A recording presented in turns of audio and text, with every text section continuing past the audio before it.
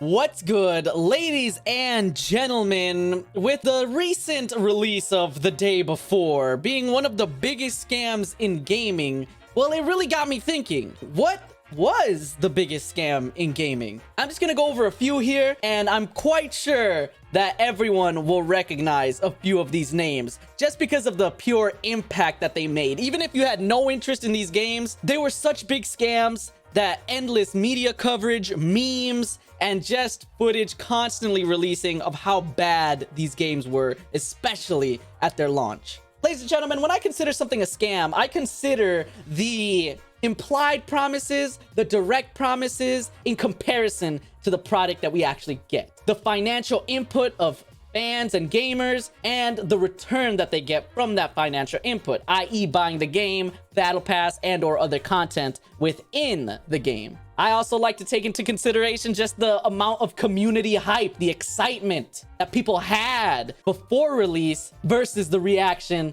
during release. So let's start somewhere iconic. Fallout 76. That's correct. Fallout 76, when it first launched, was absolutely surrounded by controversy and scam after scam. Not only with the products that they promised to release with their premium packages, i.e. the nylon bags, as well as just the game in general. How it released was an absolute embarrassment and abomination. One of the biggest names in gaming failures on launch. Fallout 76, the game absolutely broken. The amount of memes that came out with 16 times the detail, it was absolutely ridiculous and embarrassing. To actually charge for a game that released in this state was disgraceful. Failure after failure, controversy after controversy before the game even came out. The quality of the bags that they released. The quality of the Nuka-Cola Darks, if y'all remember that. They promised an awesome bottle of Nuka-Cola Dark, I believe, and it turned out to be plastic, even though they advertised glass. Very good, awesome looking bottle. Controversy after controversy before the game even came out. Scams. You were already being scammed before the game came out. And when the game actually dropped, it was unplayable, broken and boring, empty world of nothingness. It was absolutely crazy that Fallout 76 released and that Bethesda thought that they could actually get away with this. I do not know what they were thinking. I do not know who was in charge of this. It's absolutely ridiculous. And to this day, recently I played Fallout 76 and it's still not great.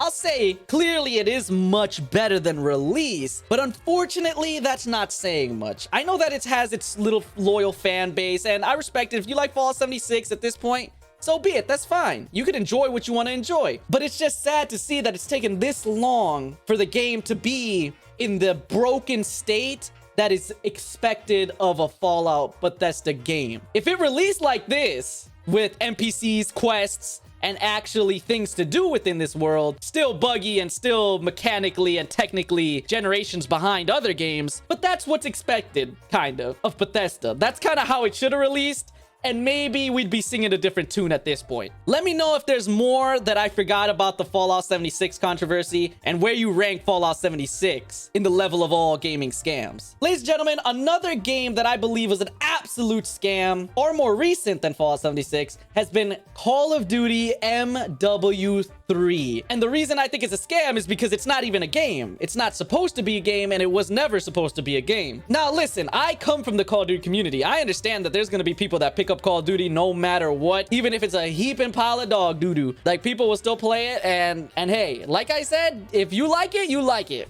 Who am I to say, right? I'm just simply telling you that I believe it's an absolute scam. The idea that Activision actually believed that this is a $70 game is a disgrace. And I made a whole video, go ahead and check that out on the channel, about MW3 and why it's a scam. But here I want to reflect just in the idea that I'm sad and disappointed because if this game does well, if it sells well, then it's going to continue to degrade the quality of Call of Duty. And I've always been a Call of Duty fan, man. Listen, guys, when there's literally a glitch at release that says put in the MW2 disc because this was supposed to be a freaking DLC, you know that they're trying to scam you. $70? At best, this was a $35 DLC. But Activision couldn't bring themselves to simply charge that much because they knew they could get away with scamming you out of a full 70 bones. They put in a Rush Zombies mode, Rushed campaign, all just reused assets from the Warzone map. Multiplayer, a lot of these OG MW2 maps, which I'm a fan of,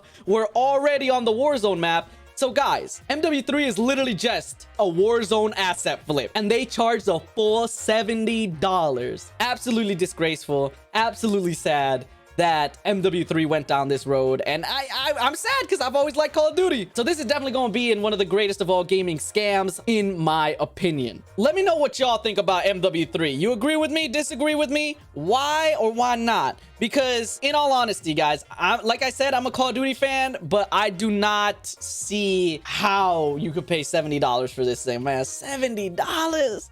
And moving on to another iconic failure at launch, Cyberpunk 2077. At launch, this game was an absolute abomination, and it made for a plethora of great memes. The game was so broken, it couldn't run, and there definitely was a big scam and slightly scummy nature of CD Projekt Red. I will say that CD Projekt Red has slowly redeemed themselves over the course of the last couple of years, because they have not given up on Cyberpunk 2077. I actually just played it for the first time just a few weeks ago, and I did enjoy it. There definitely was no absolutely game-breaking bugs, still a couple glitches here and there, but nothing that can't be overlooked, and the overall story and game were fun and enjoyable. This is how the game should have released. Unfortunately, it took about 3 years. And now with the Phantom Liberty DLC, a lot of people are looking positively once again at Cyberpunk and CD Projekt Red. So I will give them the kudos and the respect for not giving up on their game. Unlike Fallout 76, unlike Call of Duty MW3, Cyberpunk and CD Projekt Red were actually kind of able to redeem themselves here. Took them a while, and I'm not gonna forget the scummy things that they did, because don't forget, y'all, that they did purposefully try to not show the console gameplay. Like I said, I'm 100% happy that CD Projekt Red did stick to their guns and did fix the game. This was a stain on their reputation, but they have been slowly redeeming themselves, and with all the updates to the game, the DLCs, clearly they did not give up on the game nor its fans, which is good to see within the gaming industry. I am glad that not everybody within the gaming industry just spits in your face, scams you, and walks away. At least CD Projekt Red said, hey, my bad, right? And ladies and gentlemen, the big one, the most recent, of course, was the day before. The day before was, oh my goodness. Woo, boy. It is so sad, and it's almost comical, humorous, dare I say, to see how bad this game was. I'm sure at this point, everybody has made their little video about how bad the day before is. And there's a reason why everybody keeps making them. The day before, and to their graves, they take the statement, the day before was not a scam. The idea that they had so much hype generated, this game was probably not real, and then when they got so much community attention, so many eyes on it, they had to rush together quickly to make an abomination of a game. It's almost comical, like I said, to see they released the game, $40, had it for 2-3 days, and then they said, all right, we're shutting down. We can't do this. We're completely shutting down. But it's not a scam, though. Game wasn't a scam. Like, bruh, it is absolutely insane and sad, because I really wanted this game to be good. I was one of the first ones to be scammed back in the day when I saw those first trailers. It got me real excited. I'm a fan of DayZ. I'm a fan of those old survival games. I love the zombie survival genre. And the graphics, the implications, the story, the just free roam and exploration that they were hinting at and implying within these trailers. You know it got me excited, along with almost every other gamer that's a fan of the survival genre, for it was the most wishlisted game on Steam. And to see that it came out in the state it came out, I mean, the bugs and the glitches rival Fallout 76, and that's saying something. I don't know if we'll ever understand why Fantastic did this. I don't know if it was for clout. I don't know if it was to get attention. But if they got attention, now it's just absolutely destroyed and plundered. I don't understand what the goal was. I don't know if it was to rob people with the Kickstarter or the GoFundMe if they had one. I do not know what the overall goal was. It just kind of seems like they wanted to humiliate themselves. I do not know what went wrong. To be honest, these 4 games that I've mentioned, I think have been probably the biggest scams in gaming history. I'm sure that there's other games out there that I'm not sure of. So let me know in the comments what you think the biggest scam in gaming history has been. But yeah, I just wanted to talk about all the scams in gaming history, y'all. Hey, I appreciate y'all watching. Thank you so very much. Please do consider subscribing. Follow me on Twitch. All those links down in the description below. Appreciate y'all. Thanks again. And until next time, I'll see ya.